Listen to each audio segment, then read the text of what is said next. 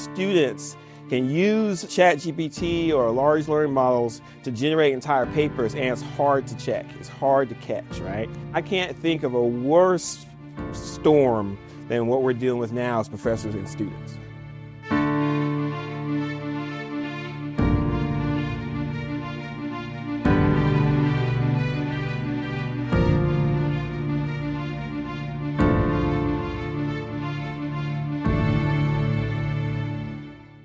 Let's start with some statistics.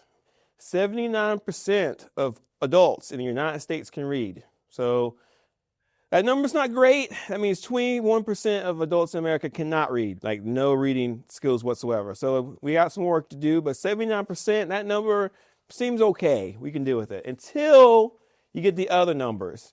54% of those people read at a 6th grade level.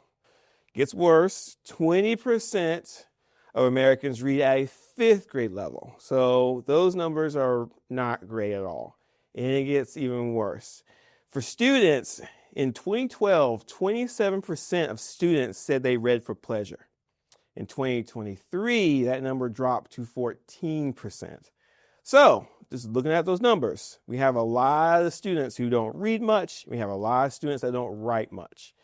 And then you get something worse, which is the pandemic, which exacerbated those numbers, made it even worse, made it hard to learn. We have a lot of learning gaps. There's a lot of studies to talk about that.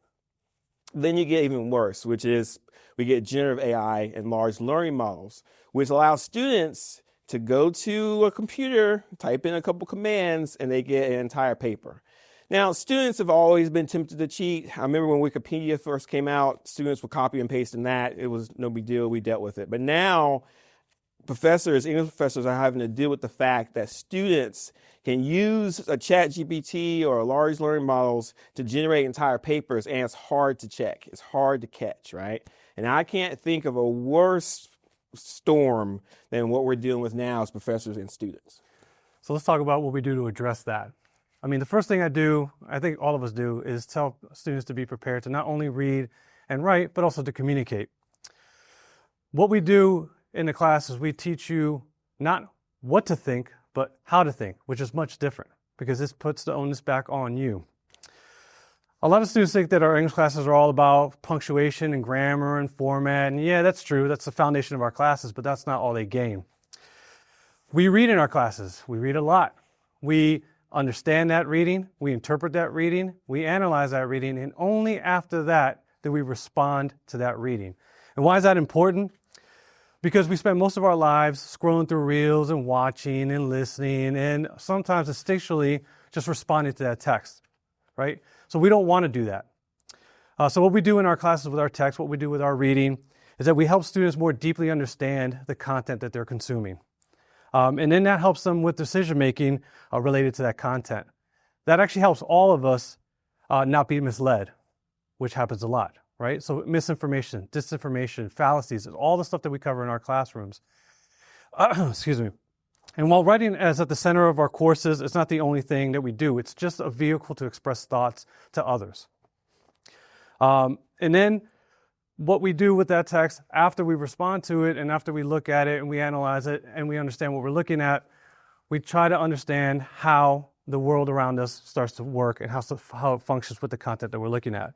The issue with generative AI is that it strips all that away from us. It actually does all the interpreting for us, it does all the analysis for us, and it does the exact opposite, which actually tells you what to think. So let me tell you a story about my mom. My mom, she passed away a couple years ago.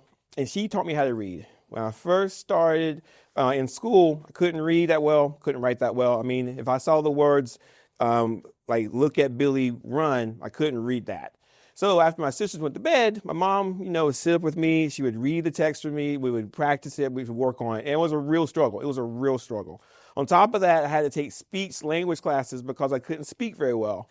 So in middle school and in high school, I was always struggling to learn how to read. I was always behind. But what I quickly realized is that the struggle was what made me stronger. the idea that I was struggling with these things and had to work on it harder made me believe in it more, made me like love it more, maybe more passionate for it.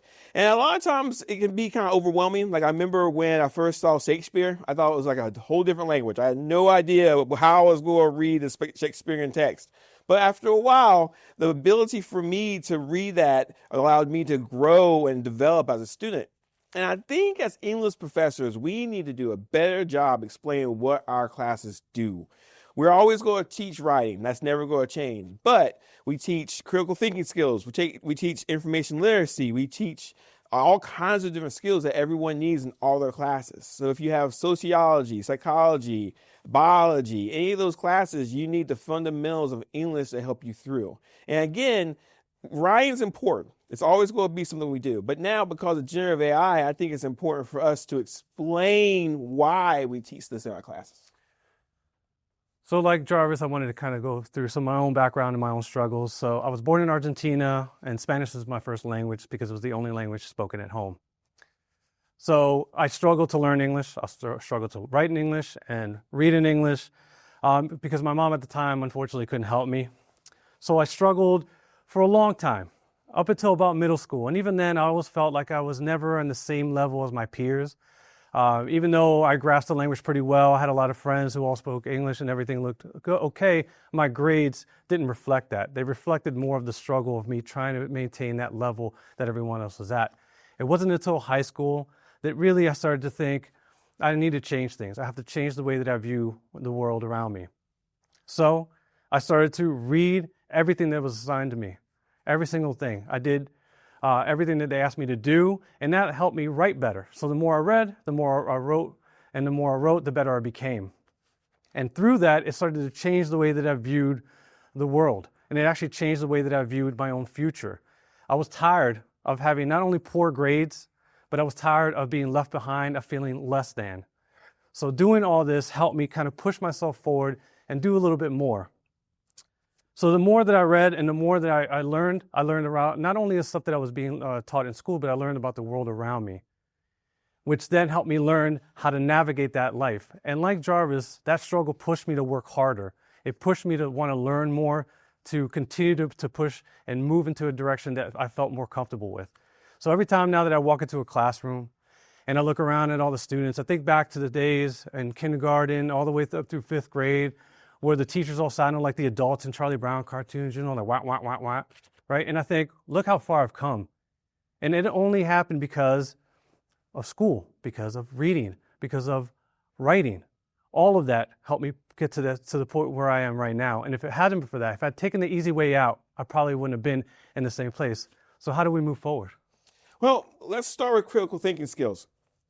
So for example, if you have a student who's late for class, which, you know, every student is, we can start with our critical thinking skills and try to process why that student's like late. So critical thinking skills is the ability to take information and move it to the next level. So most professors, or a lot of professors, sadly, would say, oh, the student's just late, the student's just doesn't have any responsibility, that's the students. But if I use my critical thinking skills, I can think, well, maybe the student is working 2 jobs. Maybe the student is taking care of their parents. Maybe the student is taking care of their brothers and sisters. Maybe that's why they're late. And if I can use my critical thinking skills and go even higher, I can say, maybe I shouldn't judge. Maybe I shouldn't make assumptions, right? And again, in composition classes, we make students read a lot of material. And the idea with reading is to develop your critical thinking skills, to help you see things in a different way. A lot of people, especially with literature, we think of literature as medicine, right? We make you read things, we help you understand things. And the more you read, the more you write, your critical thinking skills are developed. Now, I'm not the only one who thinks this. So there's a study from Microsoft, Cambridge, and Carnegie Mellon that says that workers who use generative AI in the workplace, their critical thinking skills go down. And so there's never been a moment in society where everybody's sounding and looking and feeling the same has been a good thing. And so again, when you use generative AI, you're robbing yourself of your creativity. You're robbing yourself of the ability to have your own voice. And I think English classes, composition classes, we really need to work on telling students why we have these classes, what we're telling them. And I do think it's a process to get students to understand why they shouldn't use AI. So as I mentioned earlier, our classes aren't just about writing essays, they're about communicating ideas, our ideas. We want our voice and our ideas to come through. The words don't matter as much as the message being conveyed, right? An AI can write really eloquent phrases, and it can write really pretty language, but it's devoid of anything real, of anything personal, right? And that's why it matters. That's why English matters.